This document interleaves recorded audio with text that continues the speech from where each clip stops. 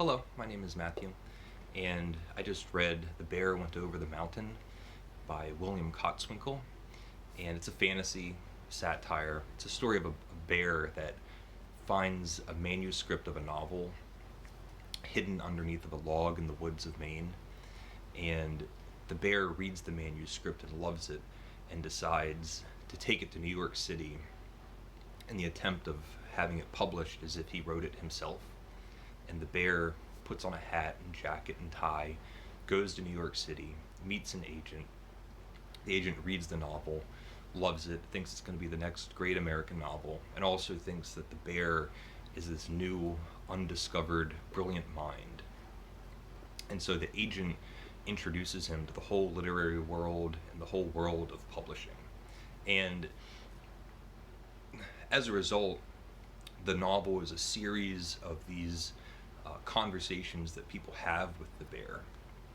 They ask him questions, and the bear has a very limited vocabulary. So everyone thinks that the bear is this brilliant man of letters.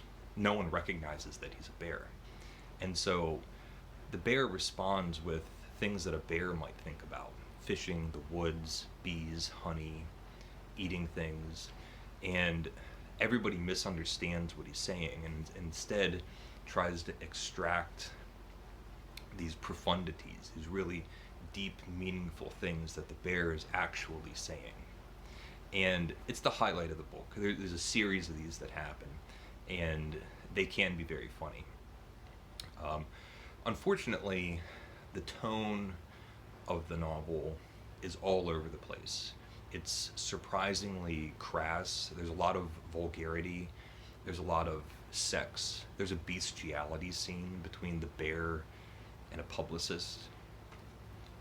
And it also feels like the author had a really great premise and is just moving pieces around to get to each, to set up each punchline.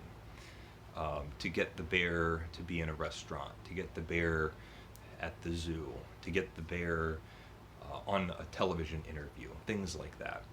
And as a result, a lot of the descriptions feel either like fluff or perfunctory, if that's the right term. And it was a lot of setup to have a few parts that were pretty funny. There's a parallel subplot or a parallel plot of the author who lost his manuscript. He goes back to the log and he lifts it up and his manuscript is missing, and he goes off basically into this descent of turning into an animal. At one point he's now living in a den. He finds out that his novel has been published and he sues the bear. The bear gets a summons to court and reads it and goes, "Oh, the National Book Award." So funny things like that. And they end up in court, and the author jumps up in court and goes, "He's the bear that stole my book."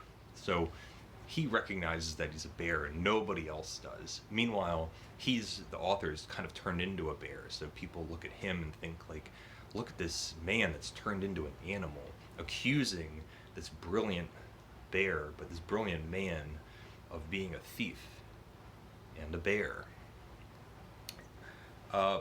Unfortunately, it's much more of a fun novel to talk about instead of actually read. I feel like it could have been a great short story. It has similarities to The Nose by Nikolai Gogol, where a man wakes up one day and his nose is missing. Later on, he sees a carriage go by, and in the carriage is the nose, but dressed up as a general. And he follows the carriage into like a dinner party or something, and the nose dressed up as a general is going around the party. No one recognizes that it's a nose. The other thing that it reminded me of is the movie with Peter Sellers. I believe it's called Being There, which might also be based off of a book. And it's about Chance Gardner, who was this sheltered, isolated butler or gardener who late in life ends up in DC and goes through the ranks of the political sphere and says really vague, mundane things that have to deal with gardening.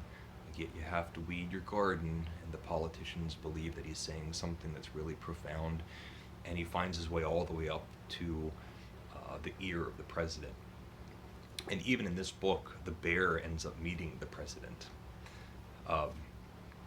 So I guess it's fluff. It has really funny parts. There's parts that are surprisingly grotesque.